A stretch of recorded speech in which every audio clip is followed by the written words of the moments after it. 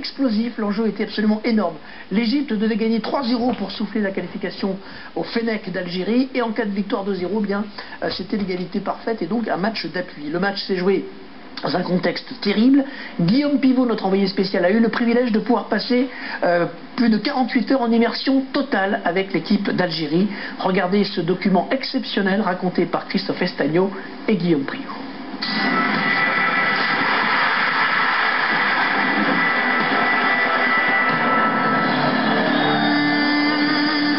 Joueurs, 40 millions d'Algériens et bien plus qu'un match de football. Toute l'Algérie est dehors actuellement en train de nous attendre et de nous supporter. Donc cette image elle est ancrée dans nos têtes pour fêter la victoire et la qualification, Inch'Allah, après le match. On n'est pas des joueurs, on est des ambassadeurs. Quand on voit qu'est-ce qui se passe, tu te dis c'est bon, c'est pas un match de foot, tu pars en guerre, on dirait, c'est des matchs qui parlent d'elles-mêmes. Jeudi dernier, au moment où l'équipe algérienne atterrit au Caire, tout semble pourtant si calme. Certains supporters posent devant les photographes. Des scènes de fraternité rassurantes entre deux nations qui partagent la même langue, la même religion.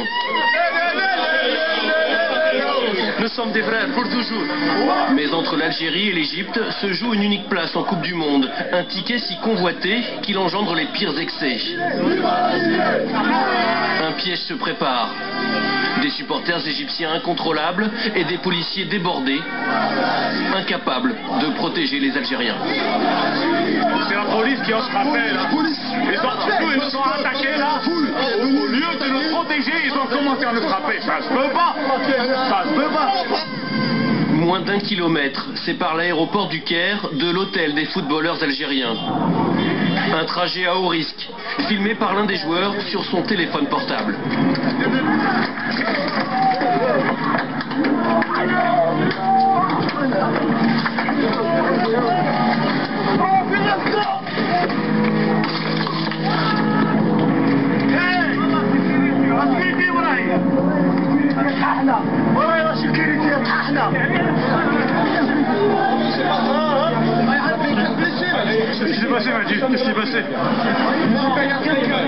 Comment imaginer que ces hommes ensanglantés qui descendent de leur bus ne sont venus jouer qu'un match de football?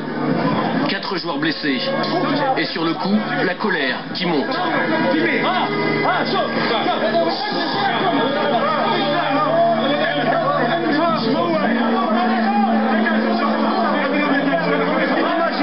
Il prend ça dans la tête, imagine. C'est ça le football, c'est ça le football. J'ai vu la pierre qui est venue, heureusement qu'elle était un peu amortée par le réseau. Et après,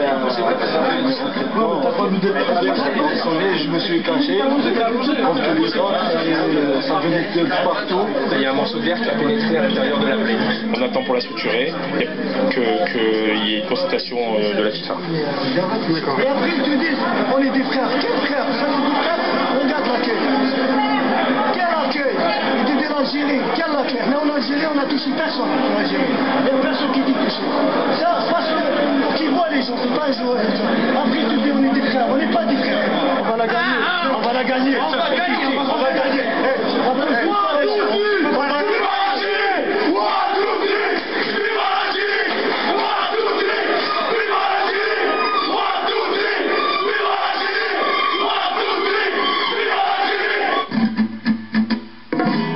En direct du CHU d'Égypte. Doki, est-ce que vous pouvez nous parler de la blessure de certains joueurs? La vôtre d'abord. Elle est centrale au niveau du cerveau. Il faut commencer par elle. Le lendemain, dans l'intimité de l'hôtel, plus personne ne peut approcher.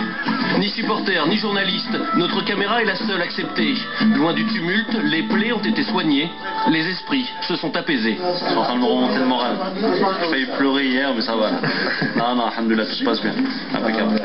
Même avec un bras, au moins, on va jouer. On aura plus de courage. Mais cet avant-match sera de tous les excès. Rafik Saïfi s'en rend compte une deuxième fois lorsqu'il s'aventure hors de l'hôtel. Comme par hasard, aujourd'hui, il y a la sécurité. Hier, il y avait personne. Aujourd'hui, il y a les chars, il y a tout. Je suis en Afghanistan. Là, c'est pas un match de foot. L'armée, c'est un char, c'est l'armée. C'est même pas la police. Plus d'1h15 pour enfin atteindre l'immense stade du Caire et s'entraîner. Fais-la sortir, voilà. Le soir venu, nouveau souci, ce bruit de klaxon incessant.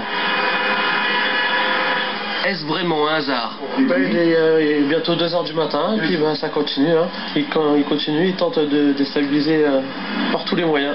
C'est pas très beau, c'est pas très sport, mais bon. La vérité, elle se passera demain sur le terrain. Bonne nuit, on va aller se coucher. Ils ont arrêté de klaxonner. Tard dans la nuit, Antaryaya, l'ancien joueur de Bastia, est presque au bout de ses surprises. Sûrement, l'Égyptien, il a dû prendre ma carte, il a des manuels. Ouais, j'étais mauvaise langue, pardon. Jour de match. Malgré les incidents, la Fédération internationale a décidé de maintenir la rencontre. Alors, peu importe les polémiques.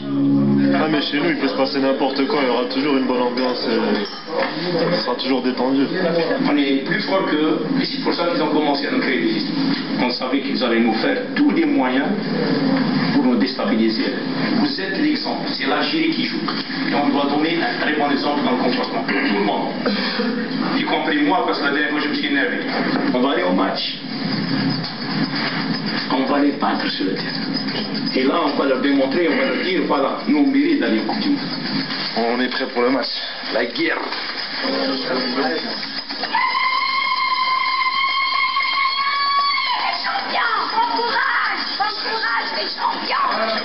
Partout à Alger, partout dans le pays, des places de village au restaurant, un peuple espère. Devant les écrans, les Algériens n'entendront pas leur hymne, couvert par les sifflets de 80 000 Égyptiens. Mais ils assistent aussi impuissants que leur équipe nationale au pire scénario possible. Première alerte dans le périmètre algérien, ça a failli être l'ouverture du score. Et Lounas Gawawi en 2 temps.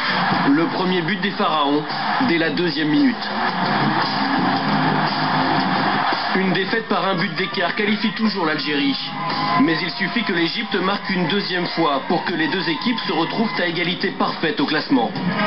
Tout serait remis en cause, un match d'appui deviendrait nécessaire. On joue la dernière minute du match. C'est bien joué par Bouguera, une fois de plus. En la main technique, en la main. Égalisation égyptienne alors qu'on jouait les arrêts de jeu. Ainsi est fait le football. Bâtard.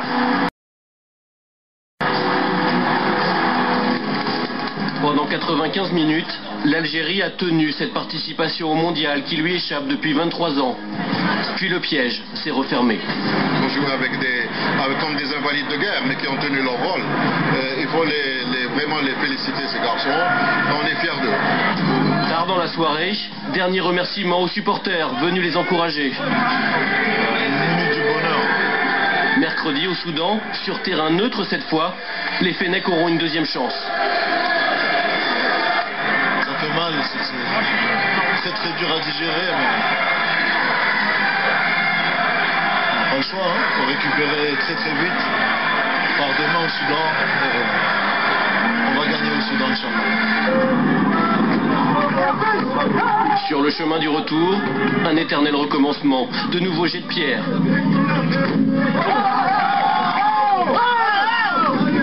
Mais cette fois du fond du bus, malgré la tristesse, malgré la colère, s'élèvent quelques chants, comme une réponse aux attaques, comme un signe de plus que l'Algérie n'a pas renoncé. Voilà, il y aura donc un match d'appui au Soudan, Algérie et Égypte mercredi. Samir, vous suivez l'équipe du pays de vos parents? Oui, j'ai regardé le match et mercredi aussi, je serai devant mon poste en espérant qu'ils puissent se qualifier pour la Coupe du Monde. On verra ça, ce sera mercredi. Une dernière information avant de se quitter. Toulalan forfait, Abidal également forfait pour le match France-Irlande de ne seront pas remplacés.